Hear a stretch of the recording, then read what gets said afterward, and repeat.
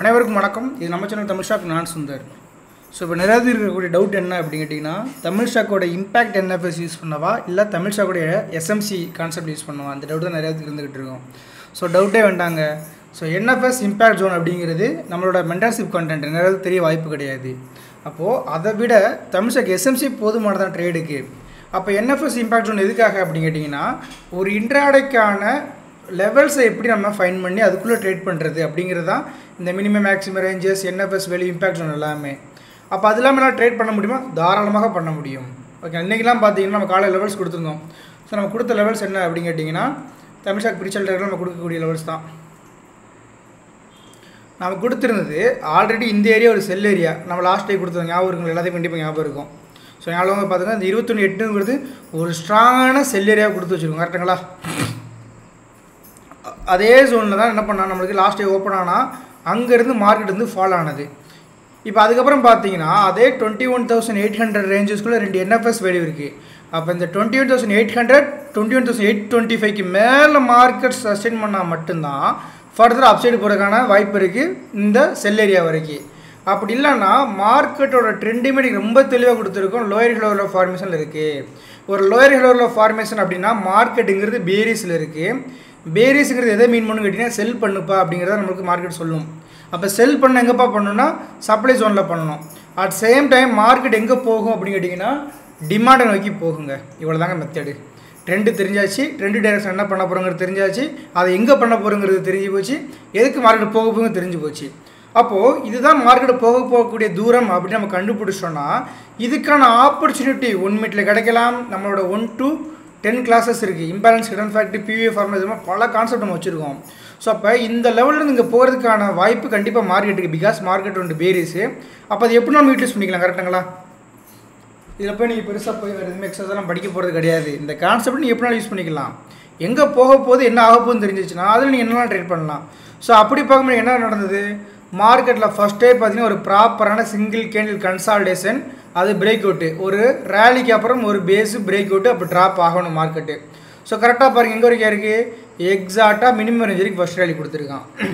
அப்போது இந்த பிளேசஸில் மார்க்கெட்டில் பார்த்தீங்கன்னா இந்த லோவர் செகண்டோட high point first time break out நம்ம எல்லாத்துக்குமே தெரியும். ஒரு ஹை பிரேக் அவுட் பண்ணும்போது இந்த பிளேஸில் என்ன இருக்கும், கொஸ்டின் நம்பர் 1 ஆன்சர் பண்ணுறவங்க பண்ணிக்கலாம். அதனால் என்ன பண்ணணும், மார்க்கெட்டுங்கிறது கண்டிப்பாக ட்ரெண்டு பேரிஸாக இருக்கும் போது இது ஃபுல்லாகவே எனக்கு என்ன ஆக்ட் ஆகும், கொஸ்டின் நம்பர் 2. தேர்ட் வந்து மார்க்கெட் எங்கே போகுன்னு கேட்டிங்கன்னா டிமாண்ட் ஏரியாவுக்கு. இதான் நடக்க போகுது. அப்போ ட்ரெண்டு டைரக்ஷன் வந்து பேரிஸாக இருக்கும் போது ஒரு ப்ரீவியஸோட ஹை பிரேக் அவுட் பண்ணும்போது அந்த ஹையில் என்ன இருந்திருக்கும், அந்த ஹைக்கு கீழே இருக்கக்கூடிய எல்லாமே என்ன ஆக்டாக இருக்கும் மார்க்கெட்டில்ங்கிறத நீங்கள் ஃபைன் பண்ணிங்கன்னா மார்க்கெட்டு இந்த பேஸ் பிரேக் அவுட் பண்ணதுக்கப்புறம் கண்டிப்பாக இந்த பிளேஸுக்கு தான் வரணும் அப்படிங்கிறது ப்ரிடிக்டட் 1. ஓகேங்களா? முடிஞ்சு போச்சு ஃபஸ்ட்டு ட்ரேடு. வேறு ஒன்றுமே இல்லை, நீங்கள் பெருசாக ஃபோக்கஸ் பண்ண போகிறது கிடையாது. ஓகேங்களா? ஓகே, இது முடிஞ்சு போச்சு. இதில் நிறையா இன்னும் என்ன டவுட் இருக்குன்னு கேட்டிங்கன்னா, இது எஸ்எம்எஸ் தானே, ஒய் மார்க்கெட் இந்த இடத்துல இருந்து ரிவர்சல் ஆகலை, ஏன் ஆகணும்? பிகாஸ் மார்க்கெட்டில் வந்து ரிவர்சல் பேட்டர்ன் அப்படின்னு போட்டுச்சுன்னா நல்லா ஒரு எக்ஸ்ட்ரீம் லோ பாயிண்டில் போட்டு ஒரு எஸ்எம்எஸ் போட்ட உடனே இமீடியட்டாக வந்து பிரேக் அவுட் பண்ணிட்டு போகும். அப்படி இல்லைன்னா இது வந்து ஒரு மிட்டிகேஷன் பிளாக் ஆகிறதுக்கு லிக்விடிட்டி ஹெல்ப் பண்ணும். அதுவும் எதுவுமே நடக்கலை. அப்போ எப்படி ஆகும் கேட்டிங்கன்னா, ஸோ சான்சஸ் ரொம்ப ரொம்ப லெஸ் தான்.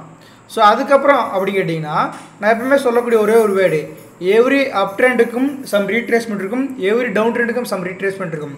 ஸோ அப்படி பார்க்கும்போது இந்த லோ டு ஹை ஃபிபனாச்சி அப்படின்னா எக்ஸாக்டாக உங்களுக்கு ஒரு ரீட்ரேஸ்மெண்ட் ஏரியா இருக்கும். அந்த ரீட்ரேஸ்மெண்ட் ஏரியா நியரஸ்ட் பிளேஸ் இருக்கக்கூடிய கொஸ்டின் நம்பர் 3. ஸோ கொஸ்டின் 1 இங்கே என்ன நடந்திருக்கு, கொஸ்டின் 2 இங்கே என்ன நடந்திருக்கு, கொஸ்டின் 3 ஏன் இங்கிருந்து மார்க்கெட் அடுத்து ஃபால் ஆனது, எல்லாமே இதிலே ஆன்சர் உங்களுக்கே தெரியும். இது தெரிஞ்ச யாருனாலும் பண்ணலாம். ஸோ கண்டிப்பாக நம்மளோட மென்டார்ஷிப் அட்டன் பண்ண நம்மளோட கம்யூனிட்டி மெம்பர்ஸ் எல்லாருமே பண்ணணும். இந்த பிளேஸில் இந்த 3 கொஸ்டினுக்கான ஆன்சர் பண்ணணும். ஓகே, இதுக்கப்புறம் என்ன பண்ண ஆகேன், இதுக்கு கீழே அனதர் லோ பிரேக் அவுட் முடிஞ்சு போச்சா. So another low break out ஆனால் நமக்கு என்ன கிடைக்கும், as per third second first imbalance வச்சு நம்ம ஆர்டர் பிளாக் மார்க் பண்ணுவோம். ஸோ அப்படி மார்க் பண்ணும்போது பார்த்தீங்கன்னா இந்த பிரேக் அவுட்டுக்கு இந்த எக்ஸ்ட்ரீம் ஹை பாயிண்ட்டும் இதோட விக்கு தான் நம்மளோட ஆர்டர் பிளாக்கை வரும். ஸ்ட்ராங் பேரிஸ் ஓபின்னு சொல்லுவோம். பட் ஏன் இந்த பிளேசஸ்லேருந்து மார்க்கெட் ஃபர்தராக மேலே போக முடியல கேட்டிங்கன்னா, இந்த மாதிரி கண்டிஷன் தாங்க நம்மளோட என்எஃப்எஸ்ங்கிறது ரொம்ப ஸ்ட்ராங்காக ஒர்க் ஆகும். அப்போ இந்த என்எஃப்எஸ் அவங்க என்ன பண்ணியிருப்பாங்க அப்படின்னு கேட்டிங்கன்னா, ட்ரேடை மிஸ் பண்ணியிருக்க மாட்டாங்க, 1 மினிட்டில் போய் ட்ரேடை பிடிச்சிருப்பாங்க. ஸோ 1 மினிட்டில் போகும்போது ரொம்பவே கிளியரான லெவல்ஸ் இருந்திருக்கும். இது பார்த்தீங்கன்னா நான் ஜஸ்ட்டு 1 மினிட்டோட ஸ்ட்ரக்சர் மட்டும் ஃபோக்கஸ் பண்ணுறேன்.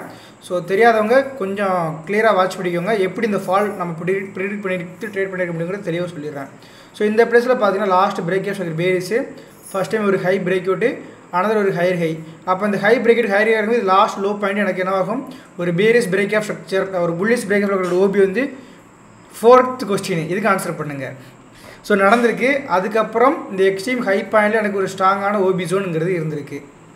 Likely base candle imbalance return fact 30. இது 5th கொஸ்டின் கூட கொடுக்கலாம், பட் வேண்டாம், கொஸ்டின் நீங்கள் நிறையா கொடுத்துட்டோம். அதனால் இது வந்து ஒரு ஓபி ஜோன். இது வந்து எக்ஸ்ட்ரீம் லோ பாயிண்டில் இருக்கக்கூடிய ஒரு விக்கு. அப்போ இது ஃபஸ்ட்டு டேப் ஆகும்போது வித் லிக்விடிட்டி நமக்கு என்ட்ரி கொடுக்கும். ரெண்டாவது வந்து இந்த ஓபி டேப் ஆகும்போது என்ட்ரி கொடுங்க. முடிஞ்சு போச்சுங்களா ட்ரேட் ஆப்பர்ச்சுனிட்டி. எப்படி இந்த ட்ரேடிங் ஆப்பர்ச்சுனிட்டி கிடச்சிருக்கான விளக்கம் நான் கொடுத்துட்டேன். இந்த சேஞ்ச் ஆஃப் ஃபெரட்ரு another bearish break of structure 2 bearish ஆகிருக்கு. இந்த பேரிஸாக இருக்கக்கூடிய ட்ரெண்டுக்கு இந்த ஹை பாயிண்ட் எனக்கு ஐடியமாகவும் இந்த ஹை பாயிண்ட் என்னோட ஸ்ட்ராங்கான ஒரு ஓபியாக கிடைக்கும். As per IMP 3rd or 4th condition. ஓகேங்களா, முடிஞ்சு போச்சா. இன்னொரு ட்ரேடிங் ஆப்பர்ச்சுனிட்டி இவ்வளோ தான். இது வந்து ஃபுல் அண்ட் ஃபுல் என்னவா இருக்குது, நம்மளோட எஸ்எம்சி கான்செப்ட்லேயே எடுத்துக்க முடியும். அப்போ எதுக்கு இப்போ என்எஃப்எஸ் அப்படின்னு கேட்டிங்கன்னா, ஸோ இது வந்து இன்னும் பிலீவ் பண்ணி எடுக்கிறதுக்கு என்எஃப்எஸ் இருக்கா, அப்போ கண்டிப்பாக இந்த இடத்துக்கு மேலே மார்க்கெட் போகாது. அப்படி போச்சுன்னா மேலே ஃபர்தராக போகும். அப்போ இந்த என்எஃப்எஸ் இம்பாக்ட் எல்லாமே எதுக்காக கேட்டிங்கன்னா, ட்ரெண்ட் டைரக்ஷனுக்கு ஹெல்ப் பண்ணக்கூடிய ஒரு பாடி கார்டு மாதிரி. அவ்வளோதான், சிம்பிளாக சொல்லணும், அவ்வளோதான். அப்போ மார்க்கெட் எங்கே போகணும், எதுக்கு போகணும்னு கேட்டிங்கன்னா 21,492 to 3,778 இந்த ரேஞ்சுக்குள்ளே மார்க்கெட் போகிறதுக்கான சான்சஸ் ஆர் தேர். சிம்பிளி முடிஞ்சுங்களா. இது அங்கே நிஃப்டியோட என்ட்ரி எக்ஸிட் எல்லாமே. இதில் கன்ஃபியூஸ் பண்ணுறதுக்கு குழம்புறதுக்கு ஒன்றுமே இல்லை. ஜஸ்ட்டு ட்ரெண்டை அனலைஸ் பண்ணுங்கள். அந்த ட்ரெண்ட் டைரக்ஷனுக்கு தேவையான சப்ளை டிமாண்டை பாருங்கள். ஃபர்தராக மூவ் பண்ணுறதுக்கு 1 மினிட்டோட கன்ஃபர்மேஷன் வச்சு ட்ரேட் பண்ணலாம், இல்லை நம்மளோட என்எஃப்எஸ் இம்பாக்ட் வச்சு ட்ரேட் பண்ணலாம். அவ்வளோதான் மார்க்கெட்டு.